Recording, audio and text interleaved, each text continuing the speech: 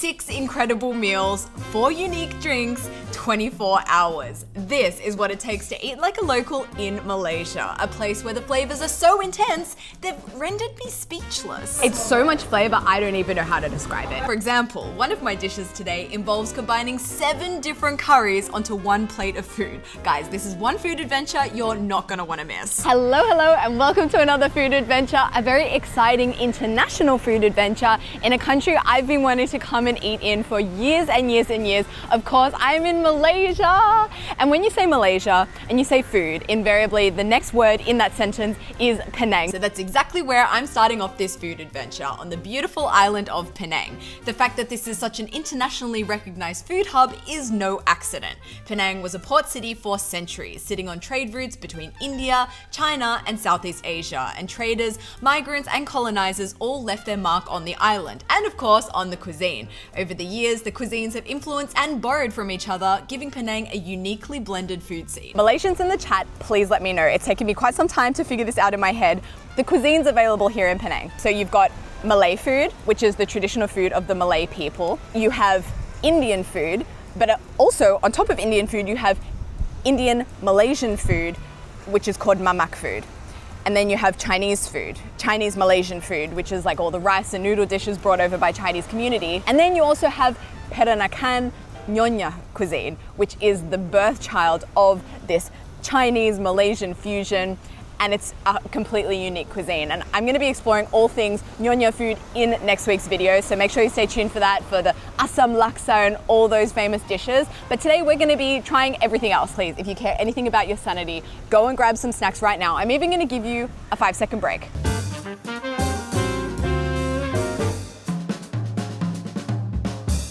Hope you enjoyed that. Hope you got your snacks. We are starting off this food adventure with breakfast, and we're going for an absolute Penang classic, of course, Roti Canai. But it's not exactly what I was expecting. I mean, this is my first time in Malaysia, first time to Penang. I do my research before going anywhere, but this is a country I've never been to before, so of course I'm doing even more research. And I felt like in today's video, the meal I was most confident, I knew kind of what to expect, was breakfast, Roti Canai. It's what everything online is saying, yep, this is the must eat in Penang for breakfast. But nothing could have prepared me for this. This is just, I mean, this is a Roti Canai with a difference. It's a Roti Canai tsunami. I came here, this is just next to my hotel, so I thought let's check out the local mamak stall.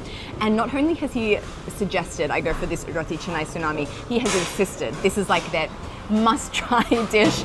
And I mean, breakfast of champions. It's got a little bit of everything inside. 2 eggs, so it's most definitely in the breakfast category. We also have a thing of cheese here. We have chicken on top. We have gravy. That's the reason why it's called a Roti Canai tsunami. They ladle it with 2 different varieties of gravy. It smells absolutely incredible. And on the bottom, you have the roti, which he has made fresh right here. And interestingly, at the end of the process, he tears it into little pieces. So I guess it's just soaking up all of that amazing gravy. Of course, I've gotten it with teh tarik, the poured tea, which is very dramatic. Because he pours it from such a high distance, it actually gets really frothy there. As for what's in it, it's got sweetened condensed milk, a splash of very strong tea, and the rest is hot water. Oh, I like that a lot. It's like got a very strong tea flavor, but also a sweetness and that condensed milk kind of taste. But yeah, I mean, let's get started. First meal here in Penang, first meal in Malaysia. I mean, we are starting with a bang, a tsunami. Oh my gosh, there's so much gravy. Okay, first bite, I'm just gonna get some of this roti with the gravy. That's spicy. That's actually got a real kick to it. Wow, my mouth is buzzing. Not just from the spice, but from the flavor. There are 2 different gravies poured on top of this. And I can't pinpoint what the flavor is. It's an explosion in my mouth. That's pretty much the best way I could describe this. And I haven't even gotten into the cheese, the chicken, and the egg. Like this, I'm just talking the gravy at the moment. But it's really good, and that roti, it really soaks up all the flavor, and it's quite chewy as well. It's amazing. It's absolutely amazing. I have to say, it goes very well with this tea. Bit of sweet to balance out that. But how about we go in to try some of the egg. This is about to blow my mind. Roti, cheese, egg, gravy. Interestingly, adding that egg mutes the dish a little bit. It kind of puts like a a bit of an egg blanket over all the flavors, making them a bit more mild. I don't know why, but yeah, that's just what I'm feeling right now. I'm simply stunned at what that meal just cost me. I mean, you saw how big that food was. I also got a tea. I also got a bottle of water. It came to 13 Malaysian ringgit, which is 22 renminbi, $3 for all of that. But the breakfast does not end there. Guys, I'm in Malaysia, I'm in Penang. I did not come here to f spiders. We are embracing our inner hobbit today with second breakfast. And where our first breakfast leaned more towards the Indian Malay side, for breakfast number 2, we're diving into the Chinese side of Penang's food scene. Fun fact, about 55% of people living on Penang Island are of Chinese descent. And walking around Georgetown, basically the historic heart and capital of Penang, you'll see Chinese restaurants, Chinese characters, temples, and Chinese cultural influences everywhere. As a huge fan of chicken rice, something I simply have to try on my first day here in Malaysia is chicken rice. I mean, I've had it in Singapore, I've had it in Hainan where the dish originates. Basically, people came to Hainan, to China, to work, and then they brought Hainan chicken rice back to their home countries, and Malaysia being one of those places. And after it was brought back to the home country, it's, you know, developed. Every place has its own regional differences. I've never had chicken rice here in Malaysia before, so I'm really curious to try it. It smells amazing in here, very chickeny, very, dare I say, ricey. So they actually serve 2 types of chicken here. Bai Ji, the typical white poached Hainanese style of chicken, and Shao Ji, which is roast chicken. I asked for a mix of both and he said no problem, so here's my plate. It's half and half, topped with spring onion and coriander, as well as a drizzle of soy sauce. And of course, it comes with that super aromatic chicken rice, a light chicken broth soup, plus a dipping sauce on the side. 都可以，你有推荐吗？这里有比较好喝的吗？好喝白咖啡冰。可以。好，白咖啡冰。Yeah. 白咖啡冰。白咖啡冰。Here we have it, my mystery drink. Well, not really so mystery. She said it's a bai cafe bing, which I guess is white coffee with ice. It really never ceases to amaze me just how useful learning Mandarin has been for me. I mean, obviously I get to speak it in China and opens myself up to connections with 1.3 billion new people, but something I didn't expect is that it would be so useful traveling the world, especially within Asia itself. It's so widely spoken. So I do want to take this opportunity to introduce the sponsor of today's video, of course, my anytime, anywhere language learning buddy, Rosetta Stone.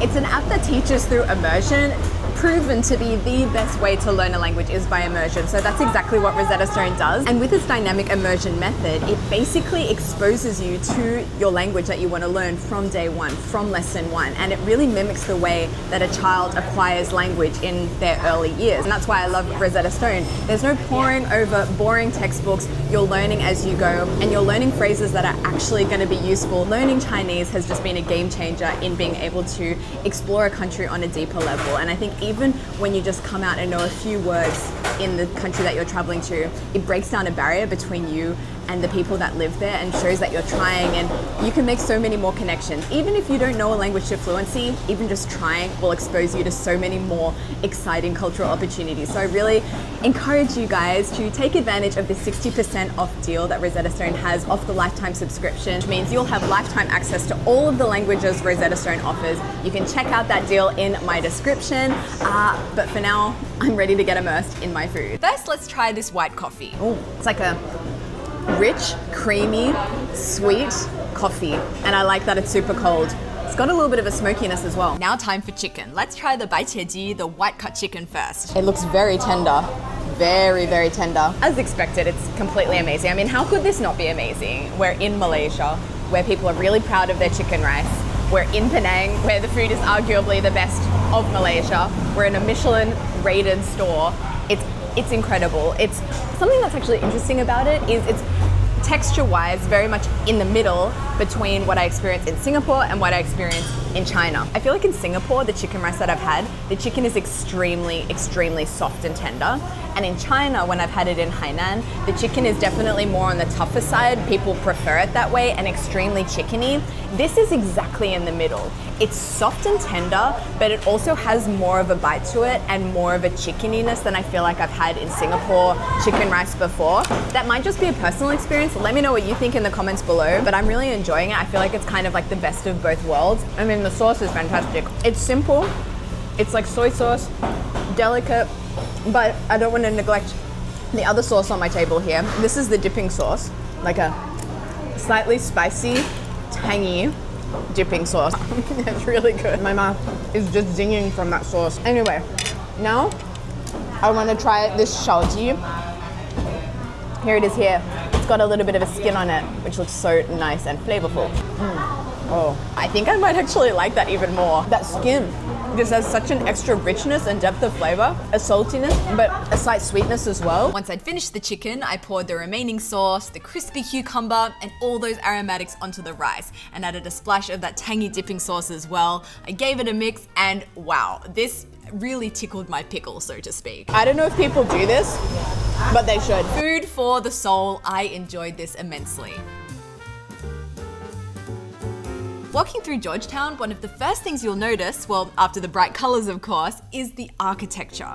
Penang was part of the British Straits settlements from the late 1700s, so you'll find rows of colonial shophouses alongside grand old government buildings. Today, many of them have been transformed into cafes, galleries, boutique hotels, and even museums. Look, I'm typically not a museum girl, but I'll make an exception for this Wonder Food Museum, and I'm glad I did, because this was awesome. This is making my day of eating even tougher because I thought I had an idea of the things I wanted to eat, but now it's completely changed because I'm discovering so many more dishes that you have here in Penang that are famous, that look so delicious. And not only do they tell you the top dishes you should be eating here in Penang, there's even a map over here with lists of places under every single dish of exactly where you should eat it. This is my official petition for every single city to have a food museum. This is such an amazing resource. And you know when they say when in Rome? Well, I've learned here that a typical Malaysian will eat up to 6 meals a day. There's even a room here full of giant replicas of Penang's most famous dishes, which was quirky but also kind of iconic, to be honest. The one that's definitely catching my eye is this here. This is chendol. I really want to try that after seeing it. It looks like a dessert. So come with me to get my first ever Malaysian chendol. Oop, looks like we're in the Michelin Guide as well here. You should have seen this guy making it. It's a real workout. It is a production line. They are getting those bowls of chendol done very quickly. There's a big line, but I don't think I was in it for more than a minute because these are just pumping out. I've been told that I need to mix it before I eat it, so I'm going to do that now. You've got this huge block of ice in there. It's actually shaved ice. And they've got this contraption that actually like has the ice spinning and gets bits of shaved ice off it. It's quite cool. And then they spoon it in with coconut milk, also got some palm sugar in there as well. Obviously you've got these little green snaky bits that are made from rice and a bit of green food coloring. And you've also got some kidney beans in there as well. It's quite a mixture. Oh wow, not exactly what I was expecting. It's taken me quite some time to figure out how to explain this to you guys. As you can see, I'm more than halfway through it. It's nothing like what I was expecting. I thought, from what I had read online, I thought it was going to be very coconutty. I thought it was going to be a lot icier, especially after going to the museum today and you've got that chendol that's like just ice, ice, ice. I thought it was going to be more ice, less flavor. This is lots of flavor and less ice. And as for the flavor itself, it's nothing coconutty about it. It has more in common taste-wise to the coffee I had earlier at the Hainan chicken rice place. It's got that same sweetness. And I think the richness of the flavor in this that I'm mistaking for coffee is coming from the sugar. It kind of reminds me a little bit of that same brown sugar sweetness that you get from a bingfen, like that richness. It's way more intense in flavor than I thought it was going to be. It's definitely beveragey. This is something that, you know, I would drink in the morning kind of as a replacement for coffee, rather than a dessert in itself, if that makes sense. Still really good. It's definitely refreshing. It's keeping me cool on this very hot and humid day. It's also getting those flavors that I've eaten today. It's getting them digested, getting me ready for my next meal. A meal whose inspiration also came from the food museum. It's the only dish in the entire museum that has its whole exhibition space just dedicated to this one dish. But from what I understand, it's not just one dish, it's a whole heap of dishes that come together to collectively be called Nasi Kandar. It's just all these dishes that are put on rice. You'll see stalls and restaurants selling Nasi Kandar all over Penang. After all, it was born right here on these streets. For my experience, I decided to visit Hamidiyah, the city's oldest Nasi Kandar restaurant, a place so many locals have recommended I try. Welcome to Hamidiyah. Thank you. Many people have recommended I come here. Hamidiyah is the very famous Nasi Kandar. Oldest Nasi Kandar is #1 in the world. Pimai. Hamidiyah, you guys. Wow, thank you. I knew from the museum that there would be lots of dishes involved, but seeing it with my own eyes is just something else. There's so many options, so many combinations of food. the rice goes on, and then you basically point at what you want, and he just loads it. The cashier recommended I top my fragrant biryani rice with Tiger prawn. tiger prawn. Anything else? Lamb shank. Lamb shank? Squid. Tiger prawn, lamb shank, squid. And then came the gravies. Not one, not two, 3, 4, 5, 6, no, 7 different gravies were poured over the top of this. Wow. And of course, this decadence does show up in the price tag. This feast came to 120 Malaysian ringgit, which is about 25 US dollars. And I've also learned something interesting from the museum. The reason it's called Nasi Kandar. Nasi means rice, and Kandar means things balanced on either side of a long pole, because back in the day, this dish was served, you know, on street side. People would set down their poles and then scoop all these different kinds of curries on top of rice. Okay, I don't know where to begin. I think I'll begin with the rice actually, because I want to try all that flavor that's come together. And I guess the rice itself, that biryani, is going to be a huge heap of flavor on its own. Oh my god. Wow, so bloody good. I have no words. Like, I literally have no words. I'm really lacking the correct vocabulary to describe what's happening here. All I can say is it's really good. Next, I'm gonna go in and try some of this lamb shank. Though fall off the bone, as I hold it, it's like falling off the bone. This kind of defies flavor expectations, because I thought that was gonna be just like covered, because it's so covered in the gravies and all of the flavor, I thought that's what I would be tasting. But the flavor of that lamb is just so fragrant that it really cuts through everything else in a really good way. And when you put it with the gravy and the rice, it isn't overwhelmed by all that flavor. It just actually comes together in just the most gorgeous way. It's a beautiful mouthful of food. I thought that nothing could beat the rice with just the gravy on top, but actually the rice, the gravy, and the lamb, it's even better. Now let's try this prawn that's as big as my face. It's funny, it's similar to the lamb shank. It looks like that is going to be a whack bang of like intense flavor because of the color, but at the end of the day, it just tastes like a crispy deep fried prawn, which I mean I'm happy about, because this is something that can go really well with that rice and all the gravies and the flavor on top. I felt the same about the squid too. I think if I was to eat this again, I'd probably just pick either the squid or the prawn, but not both. As I polish off my third major meal and drink of this video before 12, I think this is a good time to let you guys know that this video is not filmed in one day. It's filmed over the course of several days. The reason for that is I love eating food and I hate feeling overfull, and I also hate food waste. So this is actually not my third meal of day 1, it's my first meal of day 3, which is something I felt important to share with you guys for this video. But anyway, let's go back to believing this was all filmed in one day, a day in the life. Let's go out for a walk around town and digest. So something you need to know about Penang is it's full of street art, and some of it has become attractions in their own right, with crowds lining up to take photos with some of the more famous murals. But I think the real fun is just wandering around and stumbling across hidden pieces tucked into alleys and corners. It feels a little bit like a treasure hunt. As someone who likes to walk, I've determined that Penang is the perfect walking city. It is impossible to be bored in this city because there's just so much to look at. You're walking through different areas. One minute you're walking through an area that feels a little bit more Chinese in culture. I'm now walking through Little India. I've gotten myself a snack. I came across a lady here in Little India selling something called a hot putu, which looks a bit like a fluffy steamed rice cake, but that's not the only snack I picked up here in my walk through Little India. I also found a samosa stand. People are even just pulling up in their cars and he's just feeding them into the cars. It's that time again. Eating street food with Amy in random side streets. I have to say, the side streets here in Penang are very pretty. I mean, it's a side street, but it's also like historic. Oh wait, Deok is calling me. You wanna say hi to Deok? Hello, baby. I'm filming, do you wanna say hi? What, to the camera? To everyone who's watching.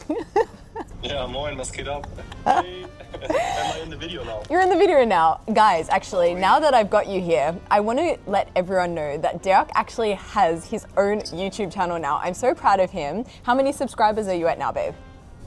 Well, almost 5,000. 5,000. He's making great content. He's got such a knack for it. He loves his sound effects. So guys, make sure you check out his channel. Anything else you'd like to say to the people? Amy did not fart. That was me. And we have the proof in my last video. Yes. So check it out. So go check that out. There's no farting from Amy's side. It's all me. So if you want to understand the fart law, go check out Deok's channel. But for now, let's try this chicken samosa. Oh no. Wow, look how crumbly the outside is and how tender the inside is. That is a good samosa. And it's so amazingly spiced. You can taste so many different spices inside. Also got some onion in there as well. Yeah, it's just full of flavor basically. Now let's try this falafel that the guy at the store recommended. It's really crispy on the outside. It's a bit more on the drier side, a bit more dry than the samosa was, but nothing that can't be fixed with another drink. There are so many cool looking drinks here. And this one has got to be one of the most unique beverages I've ever tried. What is it? This is called iced tea cup salba. It's coconut water, almond gum, basil seed. Basil seed. Yeah, and wow. then the coconut seed. And it's this gorgeous red color. Let's see how it tastes. Imagine pink lemonade, but not fizzy, but coconutty instead, in that almost salty coconut water kind of way. The basil seeds, they're not crunchy, they're not soft, they're almost squeaky in your mouth when you eat it, so it's an interesting texture sensation. And when you get some of that coconut meat in your straw as well, it's like adds an extra texture element to it. It's a very unique drink. I really like it, and I completely forgot about this. The other snack I collected in Little India, the little steamed rice cakes. Oh, it's very crumbly. Very, very crumbly.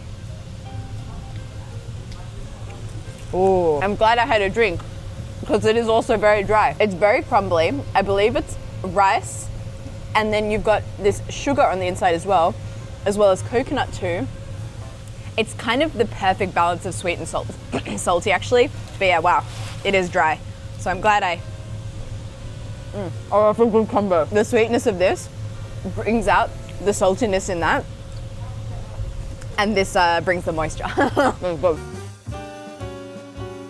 Hello, I've made it to dinner, but it has not been without its fair share of drama, let me tell you. So I am at a hawker centre. I'm at a food court, one of the must-try things that I've really been wanting to do here in Malaysia. So I asked my friend who lives in Penang, you're going to be meeting him in next week's video. I asked him, where's a good hawker centre to come to, a little less touristy? He said, you got to go here, Cafe Goodall. It's a bit out of Georgetown area, about 5 kilometres away. I'm like, yeah, no problem, totally walkable. Got my headphones in, listening to my tunes, getting my strut on. I'm capturing the journey with my Insta360. About 20 minutes in, something snaps me out of my vibe, and I realize there's this dog is chasing me. He's got his teeth out, he's aggressive, he's like wanting to attack me. And it's only looking at this footage that I realized the dog is a lot smaller than I imagined it. But nonetheless, I was terrified, as you can see. Let's get a close-up of that face. Beautiful. You can see my life is flashing before my eyes. And I just go into action mode. I get my Insta360, I'm prepared to use it as a weapon. Luckily it didn't come to that. The owner did catch up with him and got him back on the leash. But it was a frightening moment there for a moment, and I just was wondering like what set this dog off? And I think I've come to a conclusion. I think I might stink. I mean, as I let you in on that little filming secret a little bit earlier in the day, this is not a one-day video, which means this has not been a one-day outfit, and I've been sweating. It's hot here. So yeah, I think I might stink, but I'm hungry. The walk/run, the last 20 minutes, I basically just like ran for my life. It's worked up quite an appetite, and there are so many things I want to eat here. First on my list is char kway teow. How can I come to Penang and not have char kway teow? It's like the must-try street food, so that's what we're gonna get right now. Well, that's what I planned to get, but when checking out the other hawker stalls, I got distracted by this. Chicken wings, and wow, they just really cried out to me, eat me, eat me. I mean, can you blame me? I don't think I've seen such a delicious looking chicken wings. I've had a lot of chicken wings in my life, a lot of delicious chicken wings, but the way that he was just cooking them over the open fire and glazing them with something, and everything from even the sign, I really enjoyed the sign there. Anyway, I got them. And this is gonna be my first hawker dish of the night. It also comes with the sauce as well. So let's try it. First I'll try it without the sauce. Oh my God, it's really hot. It's right off the grill. Let's try.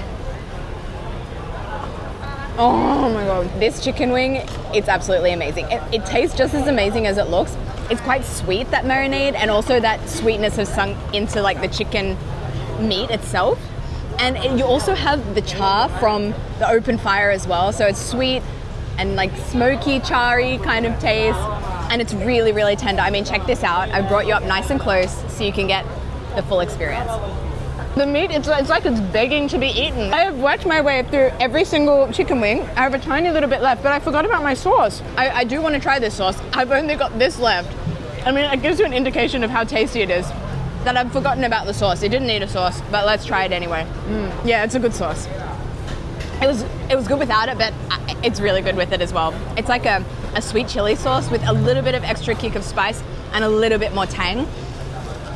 I'm gonna have to really get that cartilage off the bones with that. So by the time I finished with these wings, they were absolutely polished to the bone. Char kway teow, let's do this. So she starts by frying some prawns in hot oil, then she adds some tofu, an egg, the noodles, then some sauce, and the frying begins. Oh, check out that wok hei. Then it's in with some bean sprouts, some spring onion, and that's about it. On the walk I did from Georgetown to get here, this is what I've been drooling over. One thing I really loved about this walk was seeing just how much food is crammed into every corner of Penang, not just Georgetown, but anywhere you go on this island. I must have passed at least 10 different food centers along the way, and this char kway teow, even though it's not drowning in sauce or anything, you can always catch its delicious aroma wafting through the air. How do you describe the smell?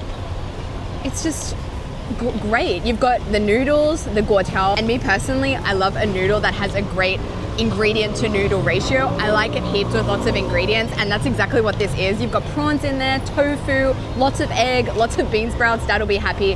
And as for the noodles themselves, this is another Chinese influence here in Malaysia. Guo tiao, they come from the south of China, from the Chaoshan region. And actually just a few videos ago, I was in Chaozhou having a bowl of guo tiao tang with my dad. I'm expecting this to have amazing wok hei. It doesn't get more comforting than a fried noodle. It's just so good. And with all the ingredients in there, it's a textural sensation, it's a flavor sensation. Because not only do you have the wok hei, that's really the blanket over this entire dish. It's so nice and smoky and delicious from that pan. You've got a crunch of the prawn.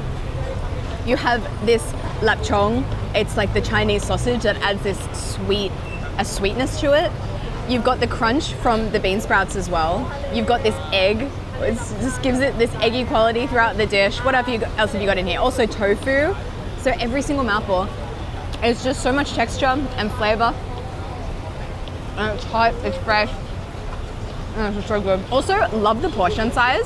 It's the perfect size for someone who wants to come to a hawker center, have char kway teow, but also not only have char kway teow. I mean, it's a very reasonable portion size, but I have to say, it's actually deceivingly filling. Now that I've finished my char kway teow, I'm feeling very happily full, and I feel like there's already been so much food in this video, and it's not my last video from here in Malaysia. Next week, I'm gonna be talking all about the Peranakan cuisine, the Nyonya cuisine, basically this fusion between Chinese and Malaysian food. Very unique, very special. Whole video coming about it, so there's still more to eat here in Penang. And then the next video, I'll be going to Kuala Lumpur, and I wanna do a 24 hours of eating in Kuala Lumpur. There's gonna be more street food, more hawker stalls, so I'm gonna leave some of these incredible foods for then when I have a little bit more stomach space, so stay tuned. As always, don't forget to like, comment, and subscribe. If you haven't subscribed already, this is your chance to do so. I put so much love, energy, and devotion into these videos, so please, if you haven't already, just press that subscribe button. I promise you, you won't be disappointed in content coming in the following weeks. You won't regret having pressed that subscribe button, so please do so. And I will see you next week from here in Penang. Thank you guys so much for watching. See you next time, bye.